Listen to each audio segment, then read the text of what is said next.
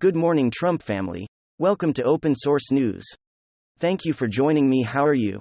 Have a good day, everyone, and God bless you. Alright, the following is a collection of news from Patriots. Let's get into the news this Wednesday morning. Republican Senator Mitch McConnell has accused Transportation Secretary Pete Buttigieg of pursuing press coverage for woke initiatives and climate nonsense, rather than attending the basic elements of his day job. Buttigieg responded to McConnell by stating climate is not nonsense. Dealing with climate change is one of the biggest things that people like me and people like him will be remembered for after we're gone. So basically, Pete Buttigieg is saying, listen more than watching trains, planes, and automobiles and making sure that Americans are safe. I'm going to focus my time on global warming. Now, Republican lawmakers aren't the only ones coming after Buttigieg. Glenn Kessler of The Washington Post has debunked a claim by Pete Buttigieg. That claim is that he made was that the railroad disasters that keep happening across the country, specifically the big one in Ohio, was a result of Donald Trump changing rules around the train industry. Now, after hearing these accusations against Trump, Kessler wanted to write an inflammatory article about Trump, proving the Buttigieg was right.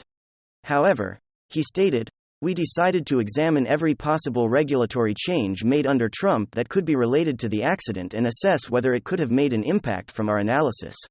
None of the regulatory changes made during the Trump administration at this point can be cited as contributing to the accident." So even the Trump-hating Washington Post is saying this isn't Donald Trump's fault, and that Pete Buttigieg needs to grow up and do his job. A new poll from Emerson College has shown that former President Donald Trump is currently the only worthy challenger to current President Joe Biden. The poll found that Trump leads Ron DeSantis by an astounding 30 points in a Republican presidential candidate matchup when it came to the presidential run. The poll found that Trump leads Biden by a full 4 percentage points, while DeSantis trails Biden by 4 points. If you ask me, I feel like the hype around DeSantis is already starting to die out. But maybe that's because he hasn't officially thrown his hat in the ring.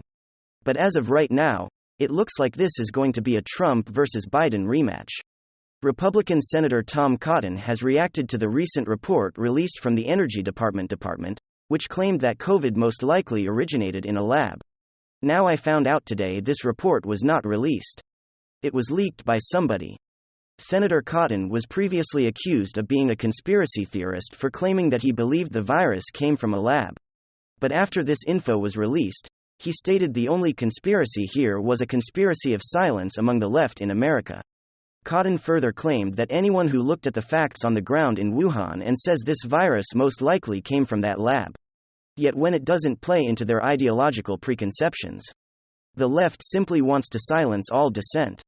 Now, the last 24 hours, cuz it's been really interesting to watch how Democrats are demonizing the lab leak theory, while Republicans are saying, we don't know that this is absolutely true, but it is absolutely worth investigating. But let me know, what do you think? Do you think that this most likely came from a lab? Or did it really come from a bath, even though they've never found one single bath with COVID-19? Let me know your thoughts down below.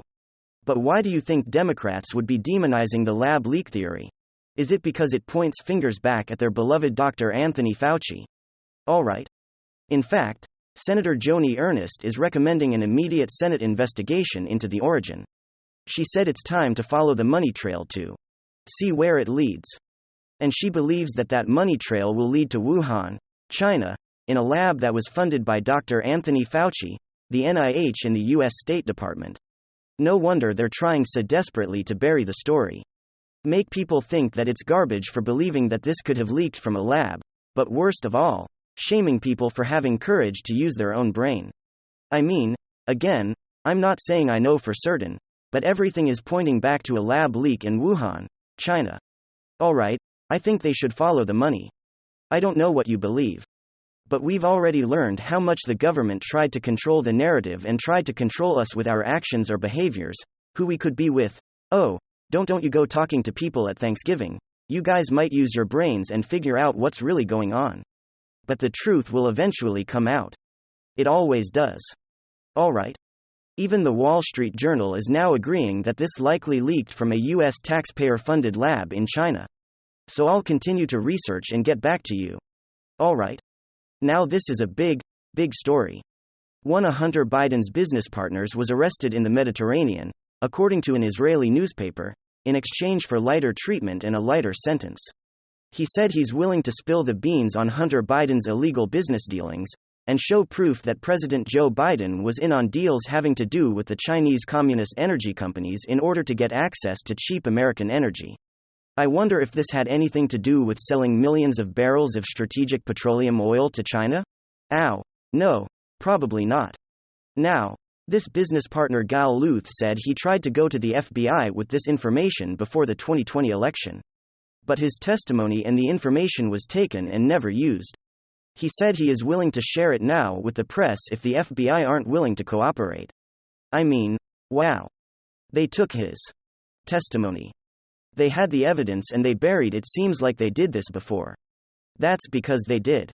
The truth is starting to come out right now. Representative Issa from California said he plans to open an investigation and is asking for all whistleblowers to come forward and testify quietly, privately, anonymously to his office because they are now going to start a bigger investigation. All right, just after U.S. Treasury Secretary Janet Yellen visited Ukraine, where she discussed another $10 billion in U.S. taxpayer money aid, Russia's Kremlin has issued another serious warning. He argued that the West is blocking negotiations by continuing to pump weapons into Ukraine. Putin stated our enemies are doing just that. Not wanting to understand that their goals obviously lead to a total fiasco, loss for everyone, collapse, apocalypse. So Biden says, or excuse me, Putin says that nobody in the West wants to negotiate peace with him. All they want to do is continue to give money and weapons to Ukraine. So who's really keeping this war going? He says. And then, this is some big news, folks. Lori Lightfoot, first mayor in 40 years to lose and become just a one-term mayor. Chicago Mayor Lori Lightfoot will lose re-election bid. CNN. Chicago Mayor Lori Lightfoot lost her bid for a second term Tuesday, failing to make the top to run off in the latest demonstration of growing concerns about crime in one of the nation's largest cities. Paul Valais, a longtime public school chief who ran a tough on crime message, and Brandon Johnson, a Cook County commissioner backed by progressives in the Chicago Teachers Union, will advance to the April runoff. Well, the gentleman who's tough on crime should win if people in Chicago want a better city. You have really wonderful, beautiful, amazing human beings living in Chicago, New York, Los Angeles. And these places are run by Democrats who live in a fantasy world oftentimes. Okay, they don't like democratic policies, ideology, needs, immense public relations, support coercion, a fabricated consensus, an appeal to experts, while at the same time, an active suppression of any dissent from other experts. So you have this warped and distorted ideology in many of these major cities. Where things that make no sense at all.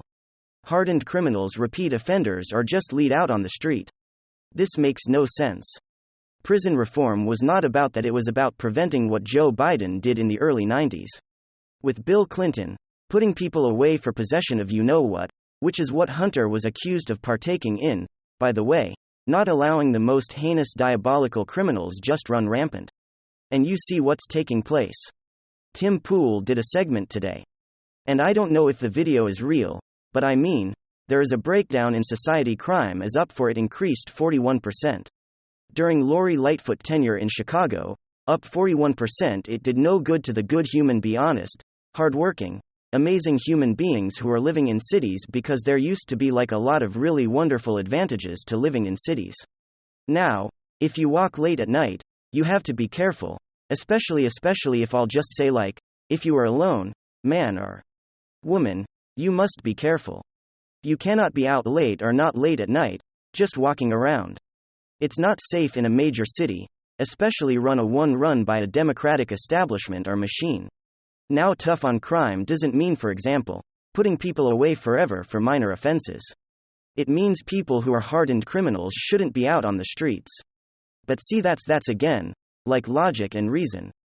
Doesn't work well with Democratic ideology, Democratic Party ideology. I'm all over the place. But I mean, you look at poverty has increased. 17.1% of Chicago lives in poverty. Not an emphasis on business. You know, economic growth. Only 8 laser focus, a fanatical apoplectic focus on new very bizarre ideologies that make urban areas less safe. So Tuesday's municipal OK marked the first time in more than 30 years that Chicago has ditched its mayor. I just read here it's 40 years so Mayor Lori Lightfoot loses bid, first one-term mayor in 40 years. OK. Lightfoot historic loss marks the first time since 1983. The city has not elected sitting mayor who ran for a second term. You know, it's not just about being a Democrat or Republican, there are good Democratic. There are good Democrats, not in my view, not many, but there are good Democratic politicians in certain cities. Okay. It's not really, I'm trying to say, like, it's not just about being a Democratic Party politician, it's about adhering to very bizarre, twisted ideologies that mask major problems, like if you want equity and justice, if you want equity, you want justice, you want things to be better for people, that Democratic Party, you know, pundits claim are marginalized? Why would you then preside over an increase in poverty? Does that make any sense? This is a Democratic president, you have a Democratic mayor, poverty has gone up. Crime has gone up. What is it about increased crime and poverty that is more equitable, or just so you have ideologies, and not going to get into the specific ideologies, but you have these ideologies that talk about historical atrocities, okay. But if you preside over addressing historical atrocities, and under your watch, crime and poverty have increased. What on earth are you doing? What on earth are you doing? You're not moral, you're immoral. You're not focused on justice and equity and equality, you're doing the opposite. People are less equal when there's crime and poverty increasing. And then you have businesses leaving blue states, because there's not an emphasis on economic growth. So you had all these, it's like, okay, you focus on Trump's, what Democrats do as Trump is like a security blanket. They can blame Trump for all of their problems, but the problems take place under their watch. Okay, they're trying to blame Trump for the train derailment in Ohio. It's under Democrats in the White House. Pete Buttigieg is transportation secretary. Not one regulation would have prevented that. And it wasn't so much only about what took place. It was about the response to the Ohio's a red state. And I mean, you have blue states here that are suffering. You have right guys here, an increase in 41%. Poverty, the poverty rate Chicago, Illinois 41%, higher than Illinois, average Chicago, Illinois, estimated 17.1% poverty and increase murder, crime increased 41%. And in different parts of Chicago, and the increase was over 100%. In terms of violent crime. How on earth are you focusing on historical injustice is by making it worse for the people of Chicago. So that's why Lori Lightfoot didn't win re-election. If you're in Chicago, give me your thoughts below. Poverty and crime are two things that you should limit. You should focus on economic growth and safety. Okay, that's what makes a good mayor. That's what makes a good governor. That's what makes a good city. Thank you very much. WWG1WGA. Don't forget to like, share, subscribe, and turn on that notifications bell.